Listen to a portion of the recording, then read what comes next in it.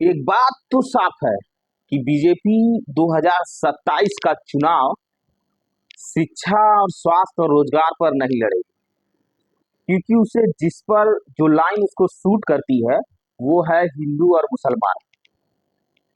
ये बात बीजेपी बहुत अच्छे से जानती है और वही लाइन वो छेड़ चुकी है।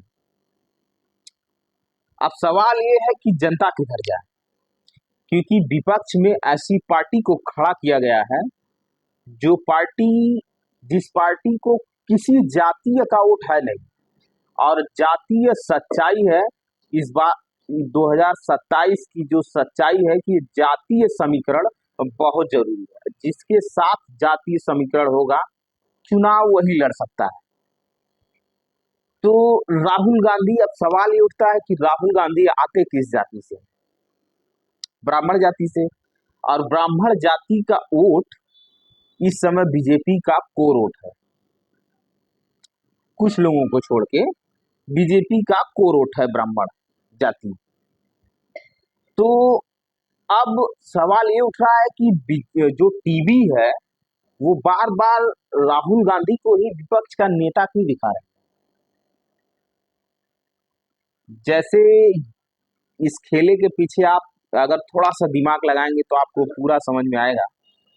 जैसे अखिलेश यादव को यूपी में विपक्ष का नेता दिखाया जाता है और बार बार बीजेपी सत्ता में आती है, ठीक वही रास्ता राहुल गांधी जी के साथ है कि विपक्ष में बार बार राहुल गांधी जी को दिखाया जाता है और सत्ता में बीजेपी वापसी कर जाती है।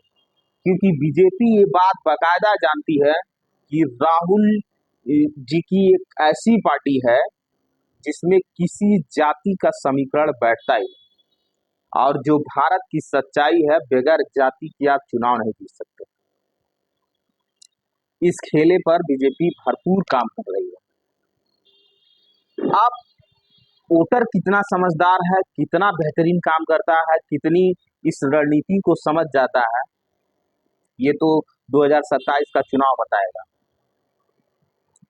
लेकिन बीजेपी अपना एजेंडा भरपूर तय कर चुकी है कि उसे शिक्षा और स्वास्थ्य और रोजगार पर चुनाव नहीं लड़ना है, क्योंकि वो इस पर काम भी नहीं करती है। पूरे 5 साल का आप डाटा उठा के देखेंगे तो शिक्षा स्वास्थ्य पर काम नहीं करती बीजेपी।